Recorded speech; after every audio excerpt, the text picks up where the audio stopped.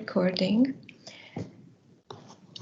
المحاضرة هاي شوي دسمة، فيها كتير معلومات، ممكن أسماء أمراض، أسماء ميكروبس شوي تقيلة، لكن كلهم لازم نحفظهم لأنه مهمين في سياق المحاضرة، لأن السؤال رح يجي هل لازم كلهم نحفظهم؟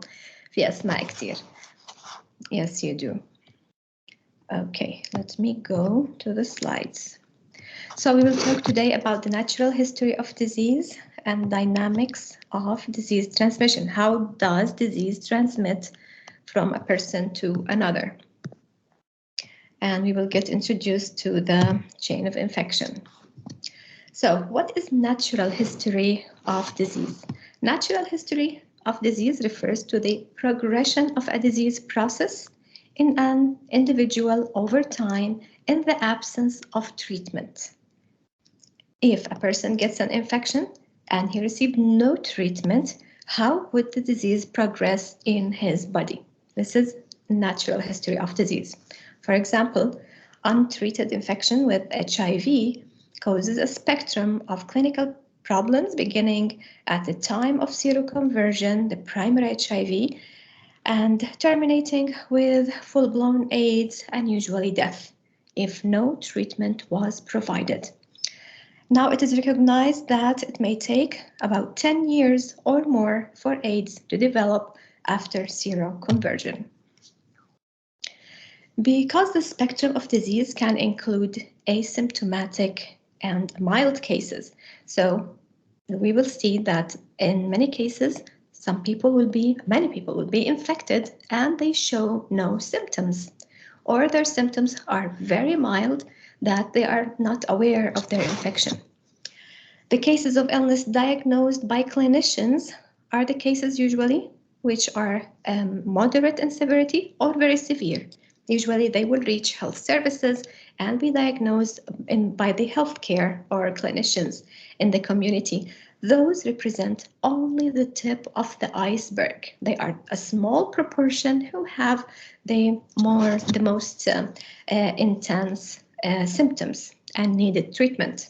There are many, many others who are infected, we will see in minutes, and we don't know about them. They don't know even they are infected because they are asymptomatic, and these are very dangerous.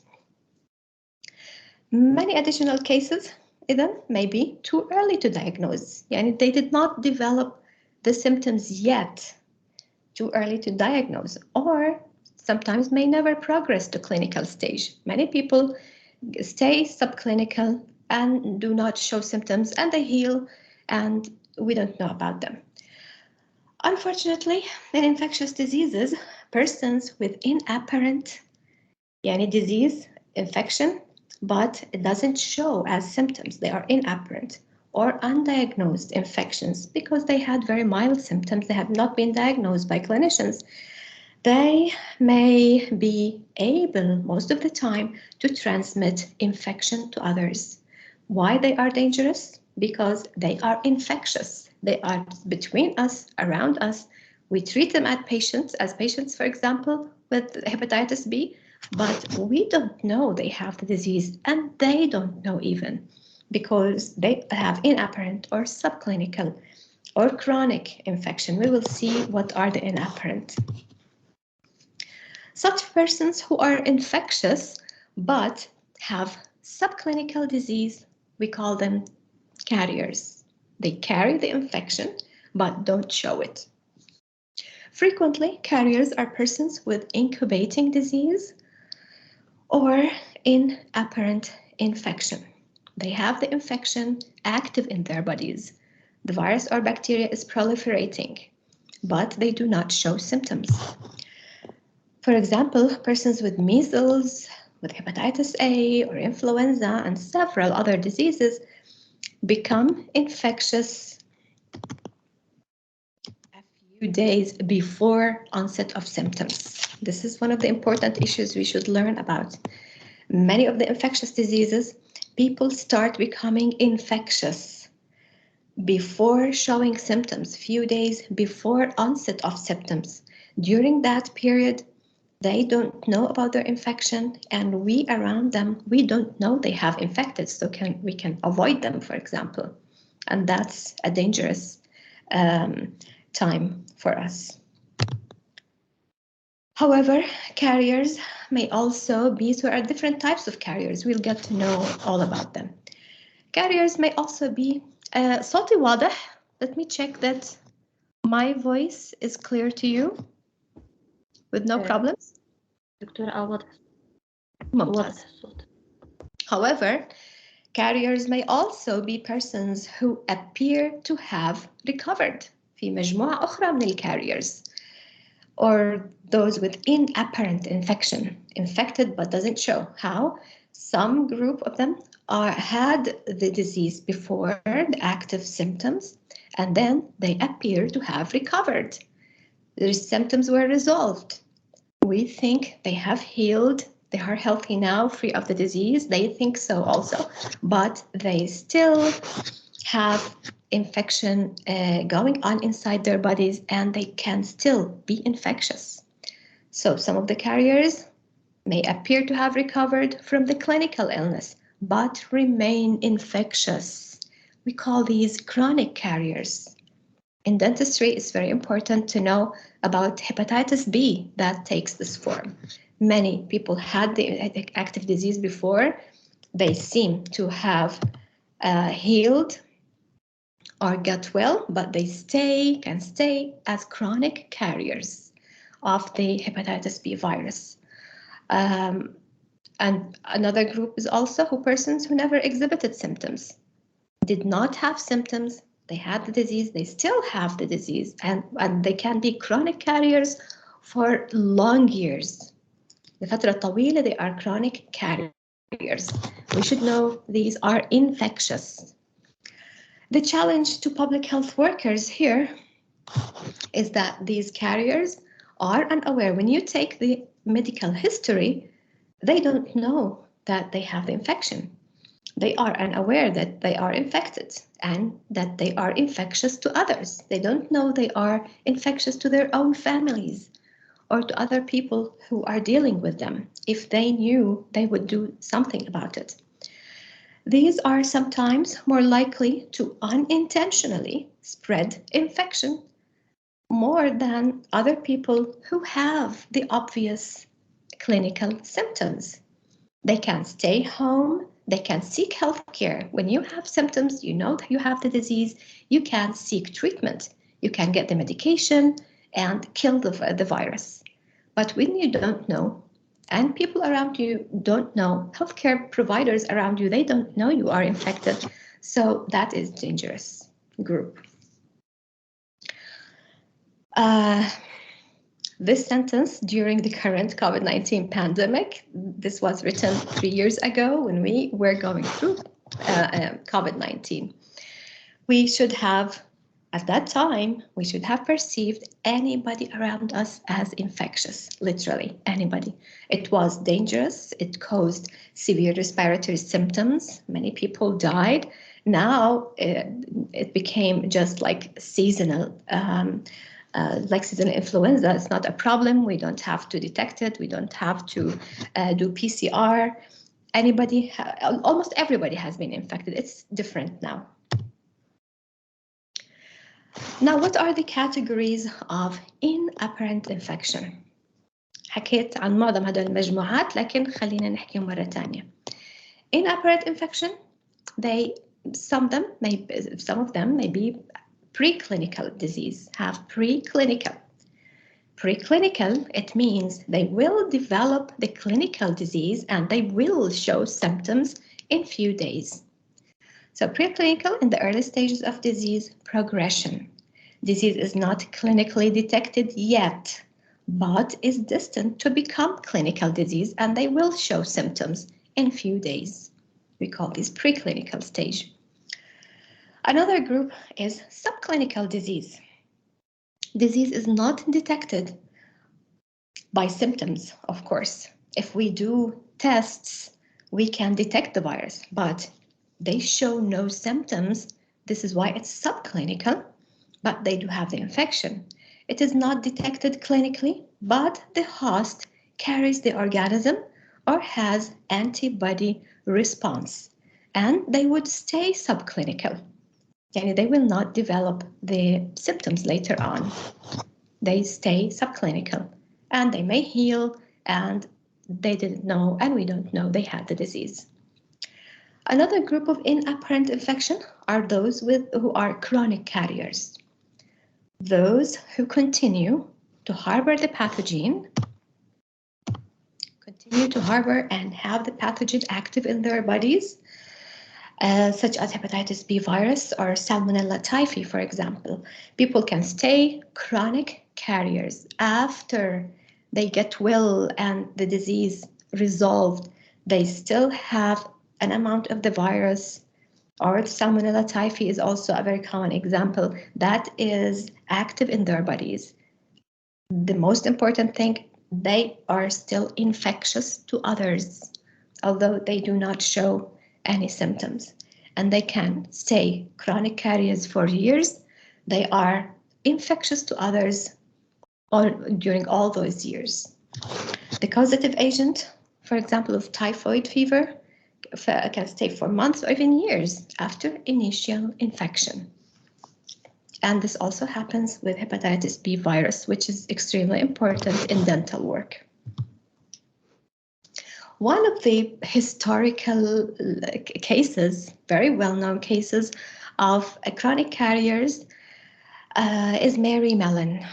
Mary Mellon, they call her Typhoid Mary. She was a cook. She used to prepare food and serve food in restaurants in New Jersey and New York in the early 1900s, more than 100 years ago. Okay, she was an asymptomatic chronic carrier of Salmonella typhi for long years. It took a long time to discover that.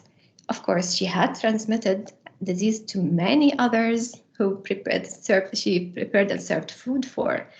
But after they discovered that, she was then placed in isolation on a remote island in the United States in the East River. She stayed there for 23 years until she died. She stayed in isolation. But they discovered that after she had unintentionally, of course, infected dozens of people who she served food for. This diagram shows the tip of the iceberg we talked about earlier. There are so many people who have the disease. Those are with asymptomatic infection or chronic carriers. Everybody with no symptoms are beneath the water level.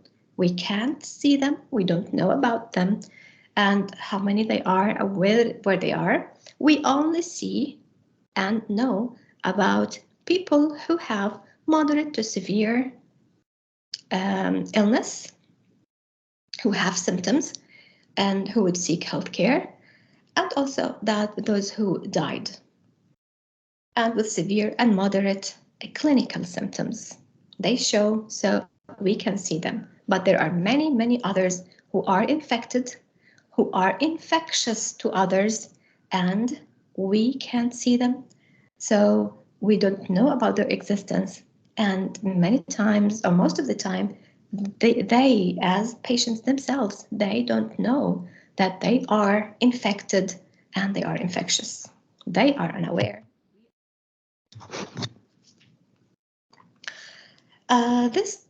This slide shows the distribution of clinical severity for three infections, main three categories, class A, B, and C.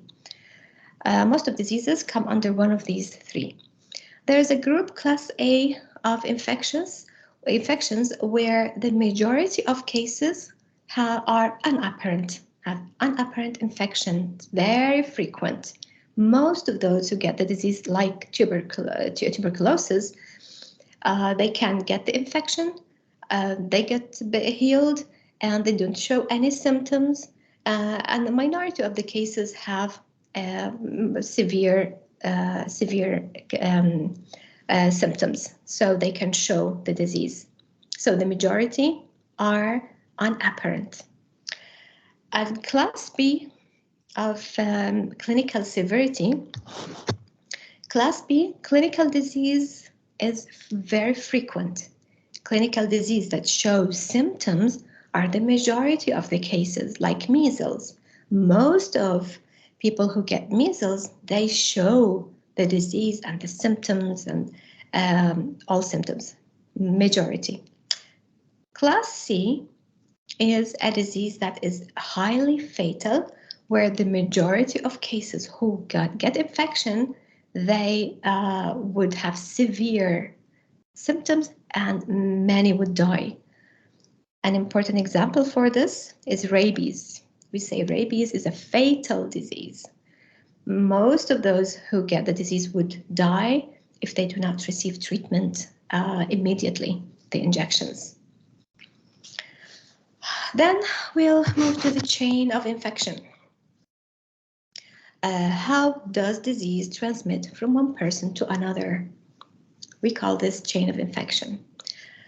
As we've described earlier, in the previous lectures, the traditional epidemiologic triad model holds that infectious diseases result from, if you remember, an interaction between, if you remember the triangle, host, agent, and the environment, or agent, host, and the environment at the corners of the triangle. More specifically, here, how does it happen? Usually, transmission occurs when the agent, this agent, leaves its reservoir or host. It's the place where it survives and proliferates. It leaves the reservoir or host through a portal of exit. There should be a portal of exit out of the body of the reservoir. Then it is conveyed or transmitted by some mode of transmission. And then it reaches the host and should enter the host through an appropriate portal of entry. So it enters the host's body. That should be appropriate and susceptible. And then it can infect the susceptible host. This sequence is what we call the chain of infection, and we'll see this in detail now. The reservoir. Reservoirs can differ. The reservoir of an infectious agent is the habitat in which the agent normally lives, grows, and multiplies. This is the reservoir. Reservoirs can be humans. There are also animal reservoirs and environmental reservoirs. The reservoir may or may not be the source from which the main infection came and from which an agent is transmitted to the host. For example, the reservoir for Clostridium botulinum is soil, usually. But most of the cases who have botulinum infection, it's not from soil directly. It's from improperly canned food that still have some of the Clostridium spores inside the improperly canned foods. So the source of the infection is the canned food and not the soil. We'll learn more in minutes. First type of reservoir is human reservoir. Many common infectious diseases have human reservoirs. Diseases that are transmitted from usually person to person directly without intermediaries, where infection we will see now there's direct and indirect mode of transmission. Usually for human reservoir, there should be direct transmission. It happened in many common diseases, all sexually transmitted diseases, measles, mumps, streptococcal infections, all respiratory pathogens, droplet infections, they have human reservoir. For example, we know that smallpox is one of the diseases, respiratory diseases, that have Human as only reservoir. Because humans were the only reservoir for smallpox virus, naturally occurring smallpox was eradicated after the last human case was identified and isolated in Somalia in 1977. That was the last case detected in the world. And after that, it was eradicated. And we know that the vaccination for smallpox is one of the most important childhood vaccines.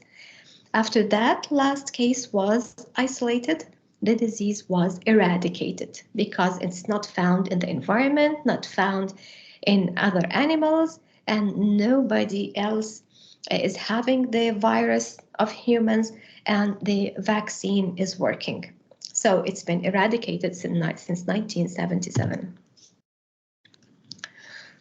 Other diseases have animal reservoir. Humans are also subject to diseases that have animal reservoirs. Many of these diseases are transmitted usually from animal to animal, but with humans as incidental hosts.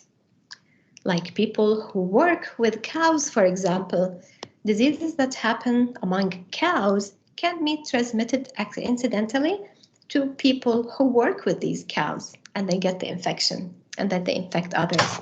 So this is how things happen. We call these diseases zoonoses. It refers to an infectious disease that is transmissible under natural conditions from vertebrate animals to humans.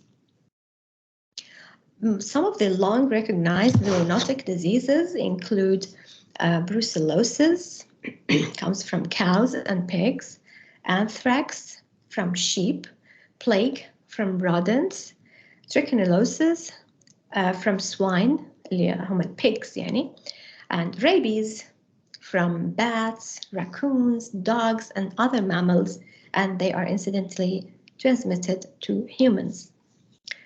Many newly recognized infectious diseases in humans, the emerging, we call them diseases that come out to existence for the first time, including HIV/AIDS when it was detected in the 80s of the last century, Ebola when it first came, SARS infections, COVID-19 when came first. So we don't know where did they come from, how did they emerge for the first time, and we start seeing cases. Most of these were thought to have emerged from animal hosts, although those hosts have not yet been identified and they were only theories. We are not sure where they came from. After human reservoir and animal reservoir, the third type of reservoirs is environmental reservoir, where some element in the environment is the source or the reservoir. It could be plants, it could be the soil, it could be water around us in the environment. They can be reservoirs for some infectious agents. Many fungal agents, for example, such as those that cause histoplasmosis, live and multiply in soil. So it's fungus in the soil, and the infection can be transmitted to humans. Outbreaks, the example that we talked about in last week, the outbreak of Legionnaire's disease, if you remember, for the first time in the Legion Convention, the United States, in Philadelphia in 1976. That was the first time the disease was detected. So it became Legionnaire's disease. It was traced to the water supplies in the pipes of the cooling tower of the AC or the air conditioning system. And now it's well recognized as a place as a reservoir for Legionella hemophilia, the causative agent of the disease. So we said there's a chain of infection that starts with the reservoir, then should be a portal of exit for the infectious agent from the reservoir. Now we reach the portal of exit. Portal of exit is the pathway by which the pathogen leaves its host. Where does the pathogen leave the host? The portal of exit usually corresponds to the site where the pathogen is localized in the body of the host. For example, influenza virus and Mycobacterium tuberculosis, they are both respiratory diseases, right? So they leave from the respiratory tract. Schistosomes comes through urine. Cholera comes with feces.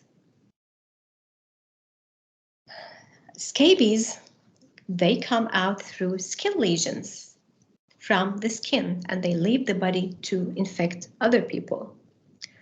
Some bloodborne agents, if the disease in the blood, like hepatitis B, our important example, bloodborne agent is in the blood in the host, it can exit by, if it's the mother, it leaves through the placenta from mother to fetus. Examples for this are rubella, syphilis, and toxoplasmosis, while others exit through, the most common way, through cuts in the skin, or needle sticks in the skin that have blood exposure, like hepatitis B. Another example is blood-sucking insects, like in the case of malaria, where mosquitoes, they suck the blood of the host and get the infected blood and take it to another healthy person to get infected. So blood-sucking insects get the malaria infectious agent from the blood of the infected person. After the agent or infectious agent have left the reservoir or the host through the portal of exit, there should be a mode of transmission, a proper way that this infectious agent would get transmitted to the person who will receive the infection, will get infected. An infectious agent may be transmitted from its natural reservoir to a susceptible host in different ways.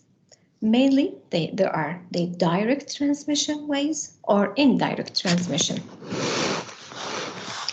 Direct transmission means person to person directly, like when there is skin-to-skin contact, through sexual contact, through kissing and by saliva, or through soil. If the reservoir is the soil, a person who works with the soil will directly get the infectious agent from the soil into the skin cuts or through the corners of the nails. Among the ways of direct transmission are droplet infection spread. Droplet infection, a person to person, if the droplets are, if there is a small distance between two persons, and the infection can come out with a spray or droplets coming out of the mouth of the infected person, and they can reach directly to the other person. These are the short-range droplets produced by sneezing. If the droplets are too large, usually they would drop down very quickly. They will not reach other people. But when they are small droplets carrying the infectious agent, like when sneezing and coughing, they can get transmitted to the person in front, or even talking to another person. Influenza can be transmitted like this. Hepatitis B also, although hepatitis B is transmitted by blood, some amount of the virus is present in the saliva and it can transmit disease to others بس بنسبة أقل طبعا من blood. High concentration in blood, lower concentration in saliva, but it does cause infection. The direct transmission, the indirect. Direct حكينا عنه. Indirect, how does the indirect happen? Indirect, there should be a medium أو وسط معين من خلاله بينتقل infectious agent from the host to the infected person, a reservoir to the new host. There are three different ways. It could be airborne. There's also the vehicle or inanimate objects as an indirect transmission. There's also the vector-borne through mosquitoes or other small insects. First, the airborne. When a person sneezes or coughs, a person with influenza, for example, the very small droplets that are less than 5 microns, they are very lightweight. They do carry the virus. They can stay suspended in the air for hours after the person sneezes or coughs. The larger size droplets, they usually drop down. They are heavy. But the very small aerosols caused by coughing or sneezing, they are very small لدرجة إنه they are very lightweight. They can stay held in the air, suspended for hours. Any person who would come later on and breathe this air can get the infection. Usually the size is less than 5 microns. Any small size dust or droplet nuclei, we call them, can stay suspended in the air if they have less than 5 micron diameter. They are so small. This happens with measles in a doctor's office, for example. A sick person with measles come to a doctor's office. By sneezing or coughing, the virus can stay in the air, suspended in the office, and the infected person would go away. And then these suspended particles in the air will cause the disease to another person who would come later to the office. This is indirect, okay? So this is not direct person to person. This is indirect through inhaling the droplet nuclei that stayed suspended in the air, okay? This is indirect, airborne. Another form of indirect transmission is through inanimate objects. يعني جمادات أو أشياء تحمل الفيروس that will hold the active virus, and then these objects will transmit disease to others, be the source of infection. Vehicle-borne on inanimate objects. This inanimate object could be infected food, like Clostridium botulinum as improperly canned food. It could be in water. Hepatitis A virus, for example, usually is transmitted through water. It could be through biologic blood, biologic products like blood, for example, that can stay not cleaned after being used for an infected person, and then we use the same needle or scalpel with the blood we use it for another person, unsterilized. So this scalpel or this needle is the object that transmitted the blood, the infection. This is indirect, okay? There are also fomites or other objects like tissues or handkerchiefs, could be bedding, surgical scalpels or toothbrush or toys. Very common way of transmission for many infectious diseases are children's toys. They hold them, they play with them. They can be the mode of transmission for the infectious agent to other children who would play with these toys. Very common also is the cutting board in our kitchen. This is why we say use one separate cutting board for vegetables other than the one you use for chicken that would have salmonella, for example. Okay, so cutting boards for food, if they are improperly cleaned and sterilized, they can transmit, they can be indirect transmission for microorganisms to other people and other food. The third type is vector-borne.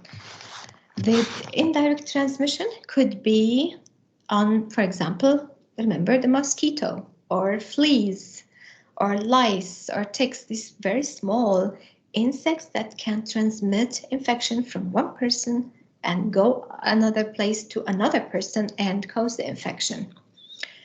These small insects may transmit the disease in two ways.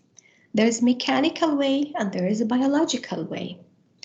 Mechanical, it means when the flies, for example, the bab, when they are in a dirty place, they carry the microorganisms of infection on their bodies and on their wings mechanically, and they go somewhere else and transmit the infection there. This is mechanical. They carry it on their bodies. Or biological is different. Biological, when they get the infection inside their body, it multiplies in their body, and then, like the mosquito, would suck the blood with the infection inside their body, and then they would go stick somebody else and cause them the infection. So there is mechanical, there is biological. So purely mechanical way means they may pure mechanical on their wings, or if they support the growth of the virus or infection inside the body of the insect, this is biological. Biological, there are many examples for this. E. coli is an example of this, and hand, foot, and mouth disease also, and many other infections. All these types of transmission that we have talked about, we call these horizontal transmission. It's horizontal from one person to another, horizontally, because there is another way that is vertical. Vertical happens only from mother to child.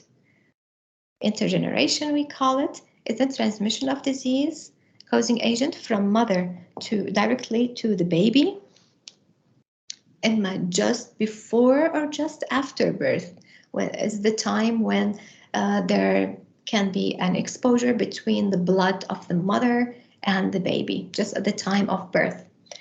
Also, if the mother transmits the infectious agent through breast milk, this is also vertical, through breast milk or through placenta.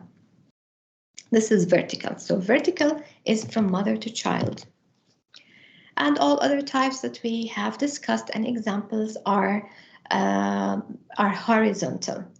Diseases that can be transmitted from, and also it could happen from mother to baby horizontally if it's not through placenta or not through breast milk and not during labor.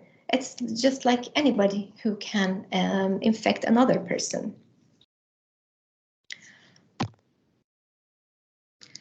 After the mode of transmission, we have the portal of entry.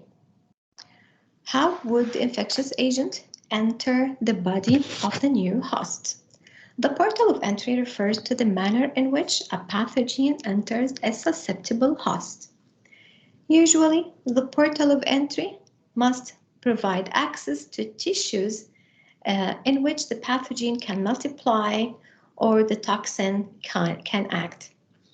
What happens actually is when the portal of exit from the reservoir host is from respiratory tract, the portal of entry would be also respiratory tract. If the portal of exit was GI tract, usually the portal of entry would be also GI tract. If the portal of exit was from blood, the portal of entry also through blood. So they usually match and would be the same. Often infectious agents use the same portal to enter a new host that they have used to exit the source host. So host, there's the source host and there is the new host. For example, influenza virus exits respiratory tract of the source host to enter respiratory tract of a new susceptible host. The case of respiratory digestive system or GI tract, we call it the fecal oral route. Usually, these would exit the source through feces and then will be carried out through food or water or improperly washed hands or utensils that we use for eating, and then enter the new host through the mouth. So it exits through feces and then enters through the mouth. This is the fecal oral route. Other portals of entry include skin. For example, hookworm penetrates through skin. There's also mucous membranes, syphilis. Syphilis penetrates through mucous membranes. And blood as a portal of entry, like hepatitis B and HIV through blood, should be direct into the blood. The last segment in the chain of infection is the susceptible host who will receive the infection or infectious agent. Susceptibility of a host, so it should be a susceptible host. And there is a possibility that we'll get the infection, susceptible. Susceptibility depends on many factors. Depends on some diseases on genetic factors. There's also depends on the specific immunity in the body and also on the non-specific immunity. Specific immunity, when there is antibodies against the infectious agent, this is specific. The non-specific are the many other types like skin as a barrier, this is non-specific, mucous membranes, gastric acidity that can kill a lot of microorganisms, cilia in the respiratory tract, this is part of the non-specific immunity. The cough reflex is part of the non-specific immunity. They all affect individuals' ability to resist infection or to limit its pathogenicity in the new body. So if the skin is intact and mucous membrane, there is gastric acidity, the cilia is working perfectly, the cough reflex is working, it can reduce the susceptibility of the host, make it less susceptible, so the person will resist the infection. For example for the genetic factors is the sickle cell trait. Sickle cell trait, people with this disease are partially protected from some types of malaria. We have learned about this earlier ago. Specific immunity refers to, just to make sure, is the protective antibodies that are directed against specific agents. Such antibodies that are developed in response to infection. After the infection, you would have the antibodies. After vaccination, the body will develop antibodies. Or if toxoid was provided, they would provide specific immunity for specific factors. Factors that may increase susceptibility, make a person more susceptible to infection by disturbing the host defenses, are various. They include malnutrition. What does it do? It makes the person more susceptible because it disrupts the host's defense system. Malnutrition, alcoholism, people who have chemotherapy, for example, they are more susceptible. They have increased susceptibility. Why? Because their immunity level is lower.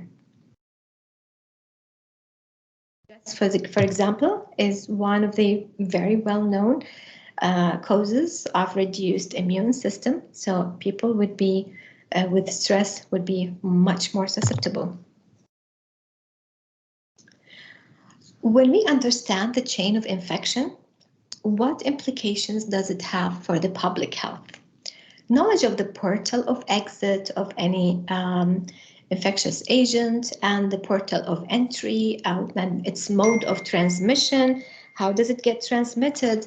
This provides a basis for determining the most appropriate way to control the disease. Which is the easiest way to intervene in a disease process or a certain infection? Is it easier to control the portal of exit or portal of entry? Can we block the transmission mode of transmission? Can we influence the susceptibility of the host? What are the measures? Where can we work in all this chain of infection? If you block the chain or break the chain anywhere, you can stop infection from transmission, right? It's a whole chain. Wherever you break this chain, you can stop the infection. So what we do is use measures directed against the segment in the infection chain that is most susceptible to intervention. That's easier to intervene. For example, when we had the COVID-19 pandemic or epidemic, one of the very simple ways we used was using a face mask. The face mask, if the person is infected, it will block what? The mode of the portal of exit from an infected person. And the healthy person wears the face mask also. It will block the portal of entry for the virus because I can't know anybody in front of me could be infected. So just very simply wearing face mask was very highly effective in in breaking the transmission of disease. Some interventions can be directed at the mode of transmission. For example, if we isolate, when we used to isolate people at the first stages of the disease, isolate a person who was diagnosed with COVID-19, isolate them in hospitals, in their rooms in the house, this isolation will affect what segment in the chain? It will affect the mode of transmission.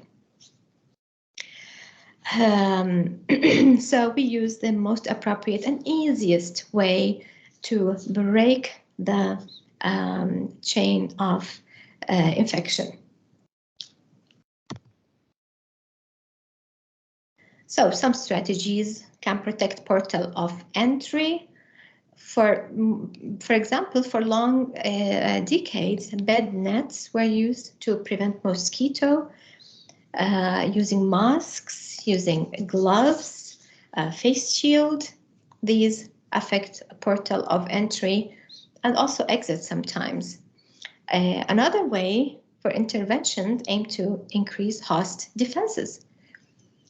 When we were waiting for the COVID-19 vaccine to develop, and it was developed a year after start of the infection, when people became vaccinated, a large proportion of the population became vaccinated, we were able to open up again, and it was not severe as a disease anymore. Why? Because the majority of the population either have been infected before or they have the vaccination. So almost everybody is having the antibodies and they have immune system. So we worked on host defenses and host susceptibility.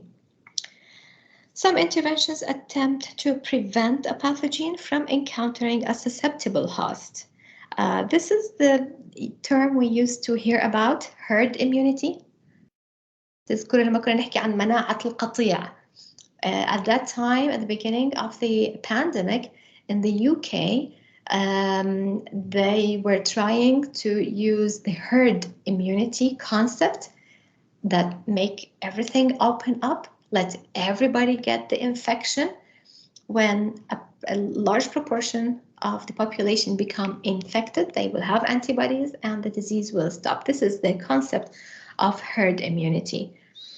It's also used in childhood vaccinations. We'll see examples in a minute. Herd immunity, what does it mean? سمعنا عنها كتير، كان أسلوب منتقد at that time إنه بريطانيا يستخدم herd immunity, let everybody get the infection. It wasn't the right thing at the beginning when it was when it caused severe respiratory symptoms, because so many people will need to go to health services and need oxygen and respiratory assistance, and there's no place for everybody in the hospitals. But later on, it became very effective. So the concept of herd immunity is that in a population, disease transmission may stop before all susceptible individuals are infected. Herd immunity is the resistance of a group, those who did not have the disease, okay? They become resistant to the disease, to the attack from the disease, if a large proportion of the population are immune. This will lessen the likelihood of a patient with a disease coming into account with a susceptible individual. The persons who have the disease will have the large amount of people around them who can get infection. They are immune. The larger the amount of people who are immune to the disease, then the disease will start to decline and regress eventually. And we don't have to provide the vaccine for everybody in the population. We can reach a certain proportion. The success of herd immunity in controlling disease depends on the proportion of subjects with immunity in the population. Of course, immunity can be from both sources, can be from immunization or vaccination, or from previous infection. Any person with a previous infection will hold the antibodies in the body for a quite good time after infection.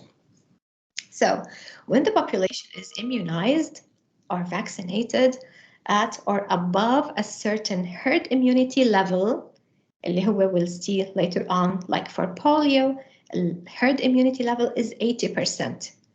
It means that if 80% of all children in a population have received the vaccination and they are immune, we don't need to vaccinate the other 20%. For mumps, for example, is 90%. If 90% of the population have the immunity or vaccination, you don't, this protects, or the 10% left are protected. So the infectious disease will be more rare, and it will stop from spreading, and it will be eliminated eventually. So we have levels for the herd immunity for various diseases, different from one disease to another. For example, it's estimated that 94% of the population must be immune before measles can be controlled. So we have to keep the vaccination programs with high effectiveness and efficiency so that these proportions of the population would be covered in order to eliminate the disease and stop it from spreading to others. The more infectious the disease is, the higher the herd immunity level needed if it's more infectious. And the last slide here, the disease agent is restricted in the case of herd immunity, restricted to should be. So there are three conditions for herd immunity to work. 3 conditions. The agent restricted to a single host species, only humans. For example, is a reservoir, only human. Also, there should be relatively direct transmission from person to person. Usually, direct transmission is the only way. And the third condition, if infections must induce solid immunity. When you give the vaccine, solid, strong, natural or immunization immunity will develop as a result of the vaccination or the infection. Solid, yani strong immunity for a long time after getting the infection or the vaccination. Okay, this is all for today's lecture. Any questions? A very small number of students have joined today. I'm sorry for this. واللي عارفين إنها مسجلة يعني فالحضور جدا قليل. Okay, أسماء, do you have a question? دكتورة أنا عندي سؤال. لما شرحت البري كلينيكال ديزيز والسب كلينيكال ديزيز حسيته بالتين زي يعني ما في فرق بينهم. لا في فرق. حكينا preclinical is the stage before it becomes clinical. These cases are destined حكينا to be clinical يعني they will develop the symptoms in a few days. هم فقط we find them at the preclinical stage and then they developed symptoms. They developed the clinical stage. فيعني هي المرحلة اللي هم صار معهم الأعراض later on لكن قبل كم يوم كانوا بالpreclinical and then they developed the symptoms. فهي preclinical. السبclinical كان ما فيش أعراض عندهم الانفكشن وما في أعراض and they stayed the same. They did not develop symptoms later on. وبعدين طابوا أو ضلوا chronic. Did you get the difference? Subclinical, they were subclinical and they stayed subclinical. They did not develop symptoms later on. And at the end, either healed or became chronic carriers. فما وصلوا لمرحلة إنهم to develop symptoms at all. They stayed subclinical. Okay? Okay, فهمت. Any other questions? دكتورة أنا عندي سؤال تاني. Yes. هسا بالسلايد اللي قبل الأخيرة لما شرحت الهيرد immunity إنه لازم 94% الناس تكون مطعم أو شيء زي هيك. آخر فقرة بالسلايد اللي قبل الأخيرة. يس. شو السؤال؟ أرجع يعني عليه؟ كثير. هو هلا بدي أعمل sharing مرة تانية. أنا طيب أوكي أفتحها سلايد. Can you see the slide now? موجودات السلايدات. بطلعين عندكم سلايد. طيب قبل الأخيرة. شو السؤال؟ هاي آخر فقرة ما فهمتها. آخر فقرة. الهيرد immunity level. herd immunity level يعني هو level for herd immunity for different infectious diseases. واضح مثلا هي معظمها للchildhood immunizations. هاي الأمراض اللي مشمولة بالمطاعيم تبعت الأطفال. For example مثال بسيط. For example polio معروف إنه صار خلص well known that if 80% level of herd immunity is 80%. شو معناها للبوليو؟ If 80% of the children in the population have been vaccinated, that would be enough to prevent the disease from spreading anymore. يعني 80% have been vaccinated. You don't have to vaccinate 100% of the remaining 20% of the population. Reaching 80% coverage with the vaccine would be enough to stop disease progression. While for mumps, for example, it's 90%. You need to vaccinate 90% of the herd, القطيع كله من الأطفال هدول. You don't need to vaccinate all 100%. 90% vaccination level is enough to prevent disease from spreading to the remaining 10%. فهذا بنسميه herd immunity level. Did you get the idea? تمام مسلمة دكتورة. اوكي فبتختلف من مرض لمرض حسب الانفكتيفيتي، كل ما كان infectious أكتر. مثلا من الأمراض الموجودة على السلايد هون which disease is the most infectious you think? measles ولا polio? Measles, yes. We should provide vaccine for 94% of the total population of children in order to protect the remaining 6%. يعني 6% الباقيين is not a problem. You don't have to. لأن بصير أصعب وأصعب نوصل لل 6% remaining. It will be enough to protect the others. لأنه highly infective. But for polio, 80% is enough to prevent the disease from spreading to the remaining 20%. Yani you don't have to cover 100% of the total population of children of the in that age group. Okay, هذا ال herd immunity level. If 80% من القطيع كل الموجود 80% is immunized, it will be enough level for protecting the remaining. All right. Any other questions? هاي المحاضرة من محاضرات الأسبوع الماضي.